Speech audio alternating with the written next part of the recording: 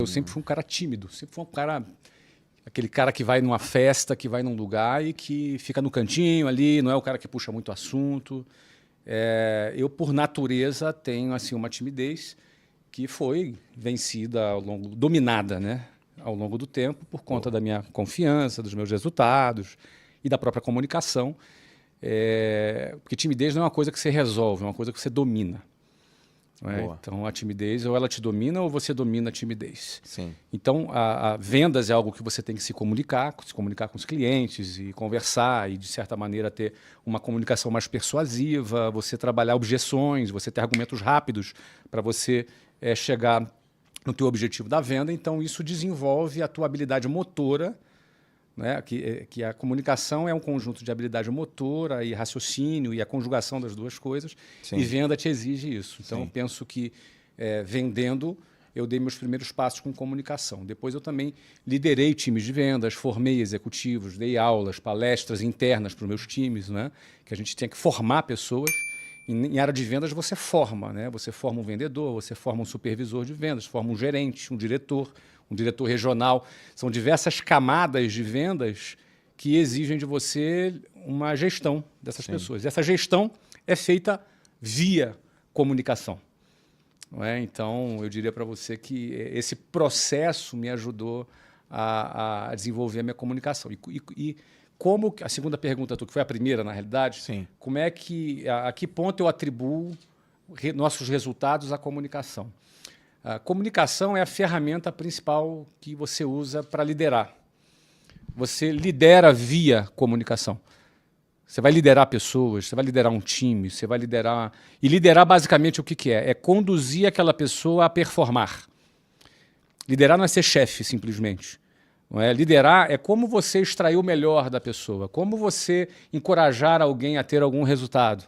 Como é que você vai, de repente, extrair daquela pessoa que é meio tímida, que ela se solte? Como é que você vai fazer com que aquela pessoa que é mais travada, que ela se destrave?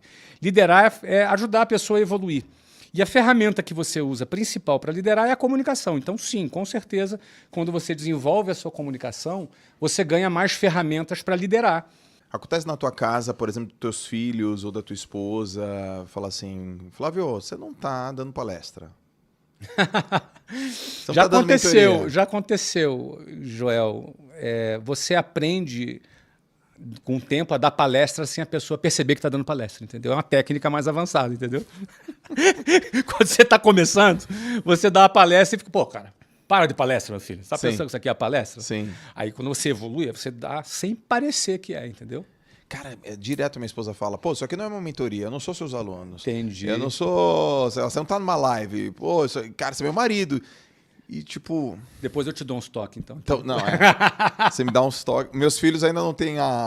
Não percebe ainda, né? Ainda não percebem ainda, mas eu chego lá e falo, ó, moleque, é assim, tal, desse jeito. Por que eu pensei em ganhar um primeiro dinheiro? Porque eu tava ali namorando com a Luciana e queria ter alguma autonomia com a Luciana, sair, passear, comprar um presente, ou seja, tava naquela... Eu não ia ficar pedindo dinheiro pro meu pai. Até porque eu estava com a moral baixa, tinha acabado de ser expulso da Marinha. Você imagina? Aí, coitado, meu pai não tinha, minha mãe não tinha condição de ficar bancando meu namoro. A gente era de classe média baixa, então tinha cabimento. Então, você vê o que faz uma mulher na vida de um homem, né? A primeira vez que eu pensei em ganhar dinheiro foi porque eu estava namorando com a Luciana. Não estava nos meus planos de trabalhar. Sim. Tanto que na entrevista a pessoa me perguntou quais eram os meus planos e eu falei. Não, eu quero só ter uma experiência, em agosto eu começo a faculdade. Só que eu fui lá participar do processo seletivo. Quando eu fui aprovado, finalmente, fui trabalhar nessa empresa, lá tinha um plano de carreira. Tá. E aquilo me cativou. Porque eu estava apaixonado pela Luciana, eu tinha 19 já aí, Luciana tinha 15, ia fazer 16 em julho, isso era fevereiro de 91. E daí o que acontece? Eu... começo a trabalhar e o motor que me moveu foi querer me casar com a Luciana. Eu queria já, naquele momento, me casar, sair de casa, ter uma vida independente, me casar. Aquele era o meu principal objetivo, naquele momento. É óbvio que em dezembro de 92, quando eu me casei, esse objetivo foi cumprido. Sim, eu me casei em dezembro de 92. Me casei 1 ano e meio depois. Eu tinha 20 anos de idade. E ela tinha 17. E ela não estava grávida, como muita gente achava. Sim. Então pode ser. Ou esse cara é maluco ou ela tá grávida. Sim. Tá, eu era maluco. Casei com 20 e ela 17. Então, aí a gente cumpriu esse meu primeiro objetivo foi cumprido. Então, ou seja, aquilo que me moveu naquele primeiro momento já não foi o que me moveu num segundo momento. Eu tive que renovar o meu objetivo, Sim. renovar por que eu trabalhava, qual era a minha finalidade. Você vê que as nossas metas, os nossos propósitos, eles vão mudando ao longo da nossa vida. Mas é muito importante a gente entender qual é a nossa meta naquele momento, qual é o propósito que a gente tem naquele momento e a gente focar naquilo. Sim. E aquilo realmente me moveu, Joel. O amor pela Luciana foi o meu combustível inicial para, inclusive, aguentar o tranco, porque eu já falei isso muitas vezes, o tranco era muito violento. Eu acordava às 5 horas da manhã, saía 10 para as 6 de casa, pegava o ônibus lotado, até chegar no centro do Rio de Janeiro, 8 horas da manhã. Então eram 2 horas e pouco para ir, mais 2 horas e pouco para voltar, 4, 5 horas por dia em transporte público lotado. Então era um tranco muito pesado. Então, para tu aguentar aquele tranco, e meu trabalho no dia a dia era em telefone público. Tinha celular. Calor do Rio de Janeiro. Telefone de rua? Orelhão? Isso, meu filho. Orelhão. É que você falou telefone público, eu fiquei pensando, tem aquele telefoninho, tá na não, mesinha. Orelhão. Orelhãozão com mesmo. ficha. Que não tinha cartão naquela época. Aquela cinzinha. Sim, ficha telefônica. Então, era uma rotina pesada. Quando dava 6, 7 horas da noite, eu não ia embora para casa nesse horário de rush, lotado, tudo lotado. E aí eu trabalhava até as 9, 10 da noite para voltar para casa, chegava em casa meia-noite. Ia comer alguma coisa, meia-noite e 45, eu ia dormir, 5 horas da manhã, acordava de novo. Sim. Você entendeu? Ou seja, eu não acordava às 5 horas da manhã para assistir a live do Thiago Nigro. Não, meu amigo, era para pegar o ônibus lotado. Você entendeu, cara? O ônibus lotado e começar um novo dia. Então, eu penso que essa pegada inicial, que era pesadíssima, eu tinha que estar muito motivado e o meu amor pela Luciana, meu desejo de me casar com ela era a força que me movia naquela fase da minha vida. Eu me casei, já foi bastante confortável. A gente morava logo na entrada da favela Cavalo de Aço. Não é? Na primeira noite nossa, teve um tiroteio, acho que levou 1h30 de tiroteio. A gente ficou deitado no chão, olhando para o teto, olhando para a cara um do outro, dando risada. Né, cara? Eu identifiquei fuzil, metralhadora, revólver, granada. Cara, devia ter até bazuca, meu amigo. Foi 1h30 de tiro.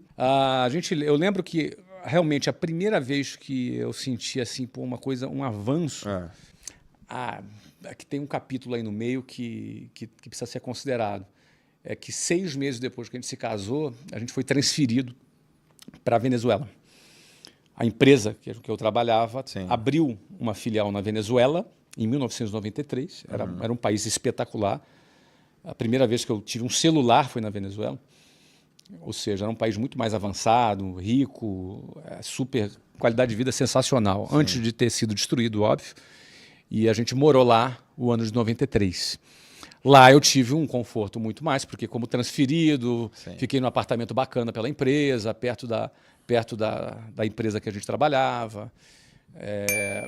Então foi uma condição assim, em 93 teve essa condição. Mas em 94, quando eu voltei para o Brasil, eu voltei lá para o bairro, lá que a gente morava, fiquei lá alguns meses. Foi quando a gente alugou um apartamento em Botafogo. Ali a gente sentiu, ali pela nossa própria realidade, em 94. Mas era um apartamento de uns 38, 40 metros quadrados, né? Muito provavelmente menor do que o seu quarto, o apartamento inteiro. Não é? E ali foi maravilhoso para a gente. Maravilhoso, a gente aproveitou, era perto. A gente pegava o metrô, que em 5 minutos estava no centro do Rio. Foi uma qualidade de vida ali extraordinária. A gente foi muito feliz nesse apartamento em Botafogo. Era do primeiro andar, fazia um pouco de barulho, que os carros passavam ali em Botafogo. Quais são os critérios que você observa numa pessoa para fazer parte do teu time? Depende da área. Tá. Depende da fala uma área. Então a gente pode pegar uma área de, sei lá, abrir mata, né? Desbravar. Uma área de cuidado. Perfeito. E uma área de analítica. Perfeito. Então vamos dizer aqui, a área de vendas. Tá. Que desbrava a parte mais operacional de gestão de pessoas e a parte financeira. Perfeito. Não é? Bom, vamos começar com o time de vendas. não é? O que eu busco em pessoas que trabalham com vendas e que vai fazer parte do nosso time são pessoas que têm ambição. Nessa área, eu não estou preocupado com a experiência dele, não estou preocupado com o currículo dele. Eu não estou preocupado com nada desse cara aí. Para mim, se ele tem um diploma bacana em Harvard ou se ele só tem um ensino médio completo, para mim não faz nenhuma diferença para esse cara de vendas. Tá bom. Tá? Por quê? Porque esse cara, os motivos deles é o principal. Para mim são o principal para a minha escolha. Porque ele pode ter uma formação muito boa e não tem ambição. Esse cara não vai performar, esse cara não vai vender, esse cara não vai atingir os números e as metas que a gente tem estabelecida. O que seria, por exemplo, música para os teus ouvidos que esse cara te fala? Assim? Esse cara que fala. Numa entrevista de trabalho, sim. Duas coisas. Que ele quer muito crescer. Tá bom. Está disposto a trabalhar bastante para isso e que ele está muito disposto a aprender. Esse cara tem que ser um cara humilde. O que é humilde? É um cara que é aluno. Ele quer aprender. Tá. Ele quer muito aprender. Ele tem muita vontade de crescer, disposição para trabalhar e disposição para aprender. Porque esse cara vai ser treinado, a formação quem vai dar somos nós. Nós não temos... eu fiz curso tal lugar. Tudo bem, beleza. Mas aqui é a formação que é a gente que vai dar. Sim. Porque a nossa escola de vendas eu tenho mais de 30 anos nessa escola de vendas, é uma escola, a gente enxerga a nossa empresa como uma escola de vendas, tanto é que nós temos uma sede aqui na Vila Nova Conceição, lá na Vila Nova Conceição, em São Paulo, que o nome dessa sede é a Universidade da Matrícula. É uma universidade, então a gente leva a sério essa formação na área de vendas, a gente leva muito a sério. Então, ele ter ambição e vontade de aprender é o requisito principal. Música para os ouvidos é isso. Tá? Tô aqui para aprender, Flávio.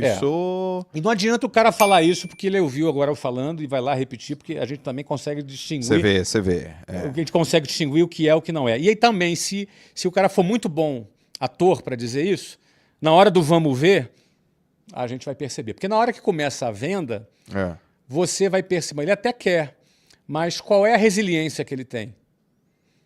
Porque vendas é tomar não, vendas às vezes ter um cliente mal educado que desliga na sua cara o telefone. Sim. Vendas é uma coisa que exige muito emocionalmente da pessoa.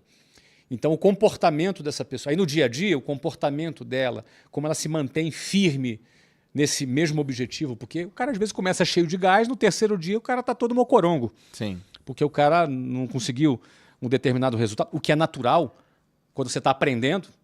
Não é? Então, em vendas é muito isso, cara. Inteligência emocional, emoção, diariamente é fundamental para um time de vendas performar. Sim. O líder de vendas tem que ser um cara que viveu vendas, não pode ser palestrinha, igual a gente estava falando aqui. Bom, e aí o que acontece? Esse é o perfil de vendas, o cara de vendas. A pessoa de operações, eu vou querer uma pessoa que seja muito organizada e uma pessoa com muita habilidade para gerir gente, gerir pessoas. Tá bom. A pessoa de operações. Geralmente, esse cara de operações eu não trago do mercado. São pessoas que são formadas desde baixo, desde o processo, entendeu? Eu não trago, geralmente, eu não me lembro aqui, talvez no meu time todo, não tenha ninguém de operações que eu tenha contratado no mercado. Quer dizer, quando eu digo no mercado, assim, como gerente, como diretor... Você formou. Meus diretores, todos os meus diretores das áreas operacionais são pessoas que começaram de baixo, que conhecem a operação, que tem a nossa cultura, que tem ali afinidade, sinergia comigo, com o meu time, com os outros líderes. Não é?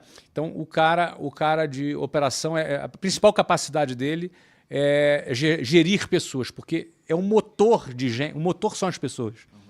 Já no financeiro, a gente trabalha muito com o mercado, porque é uma área mais commodity, uma área mais comum, é uma área que se replica no mercado. Então, contabilidade, toda essa área de controladoria, um gerente financeiro. A gente até tem uma formação de base, mas a gente pega muita gente técnica, um CFO, um diretor financeiro, é uma parte mais técnica. Não é? Então, aí é uma área que a gente vai olhar muito,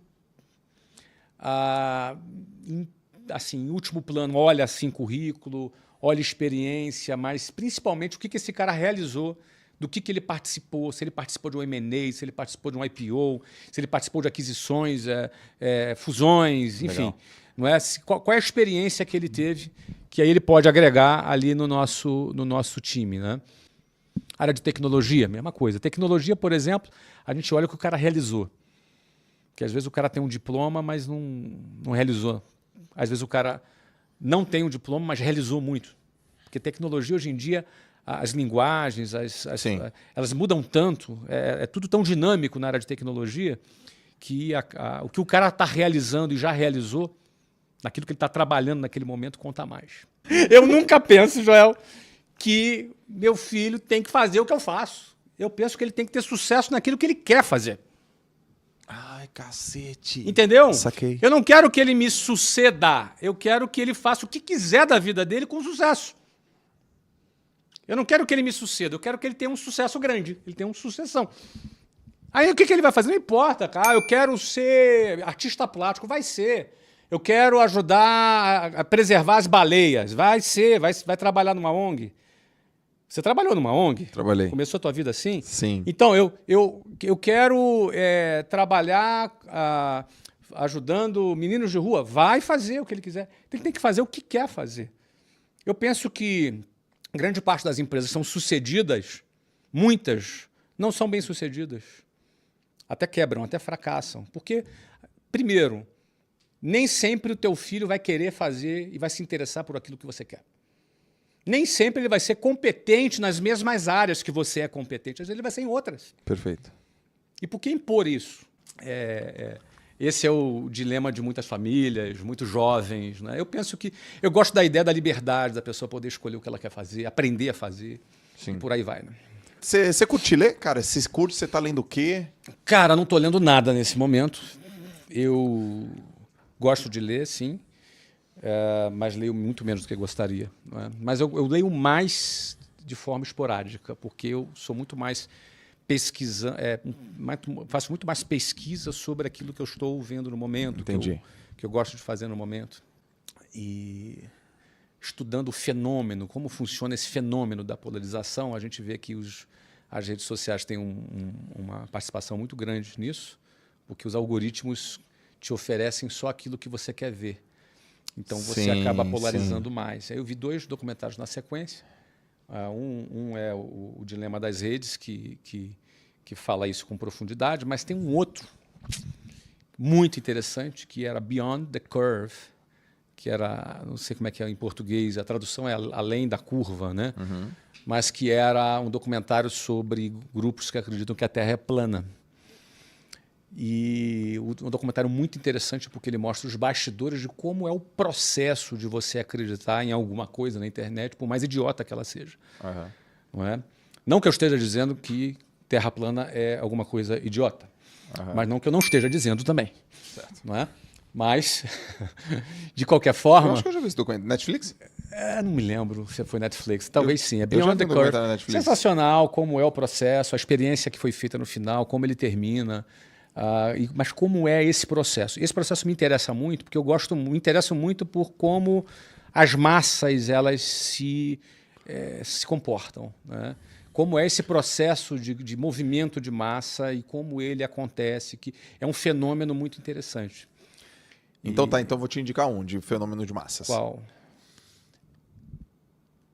Caraca, velho, dos tiranos. Pega aí o nome. Como ser um tirano, como liderar como um tirano. Netflix. Bom, vou ver. Esse é só de movimento.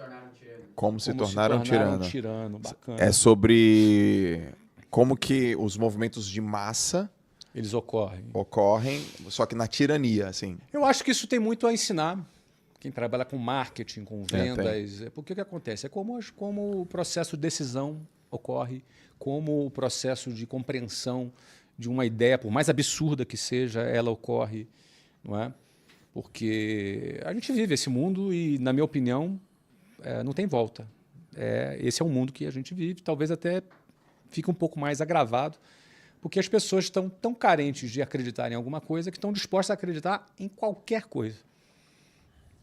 Então, isso é um alerta para nós, para todos nós, aqui para mim, para você que está ouvindo, para todos nós, porque às vezes a gente acha que não está envolvido num processo de massa, mas às vezes está. Uhum. Então é muito interessante, eu gosto muito. Se você tivesse a oportunidade de mandar uma mensagem E essa mensagem vai ser traduzida para todo mundo no do planeta Terra inteiro. 7 bilhões de pessoas. Vai chegar. Outdoor, celular, na televisão, ali no LED que passa no campo de futebol do maior estádio do país, não sei do quê. E lá embaixo vai estar escrito assim, cara, eu, Flávio Augusto, estou mandando isso aqui para você, cara. Que mensagem seria essa? Estabilidade não existe. Estabilidade não existe. Quando você entende que estabilidade não existe, você vai aproveitar cada segundo da vida que você está vivendo. Quando você entende que estabilidade não existe, você entende sobre a finitude da vida. Você vai morrer. Ninguém escapa vivo daqui. Quando você entende isso, você vai estar muito mais próximo de entender a sua insignificância. Ok. E da sua necessidade de se conectar com algo mais que tenha mais significado. Você se afasta mais da futilidade, você se afasta mais da covardia, porque quem busca estabilidade, achando que ela existe, e ela não existe, pode estar perdendo uma oportunidade de conquistar mais da vida, de ser alguém melhor, simplesmente pelo medo do risco. Quando é um medo do risco inútil, porque se eu vou morrer, eu vou ter medo de quê, cara? Se eu vou morrer, qual é o meu medo? Do que eu vou ter medo? Por que as pessoas têm tanto medo? As pessoas estão tão travadas para tomarem decisões porque têm medo, porque não entendeu que estabilidade não existe. Estabilidade não existe é um conceito libertador. Uhum. Ele não é uma frase ameaçadora, é uma frase libertadora. Porque quando eu entendo que estabilidade não existe, o que eu vou temer? Percebe? Sim. Então eu acho que por trás dessa compreensão a gente se reconcilia com a nossa humanidade, com a nossa finitude e se conecta com algo maior que tenha muito mais significado e a gente tem chance de viver a nossa vida, os nossos últimos dias, porque nós estamos vivendo os nossos últimos dias. É contagem regressiva. A gente vai viver esses últimos dias sem medo, com liberdade, sem medo, sem covardia, solto, sem estar travado. Então eu penso que por trás de estabilidade não existe, tem aí uma gama de muitas coisas, que inclusive nos liberta do sistema, né? Que o sistema tenta nos convencer que a gente tem garantias. Uhum. Não é? O fundo de garantia para o tempo de serviço, que é recolhido dos funcionários, é aplicado num valor que é abaixo da inflação. Que garantia é essa, meu amigo? Você entendeu? É abaixo da inflação. Historicamente, nos últimos 10 anos, rendeu menos que a inflação. Que garantia é essa? Não é verdade? Então, por aí vai. Essa é a mensagem. Estabilidade não existe.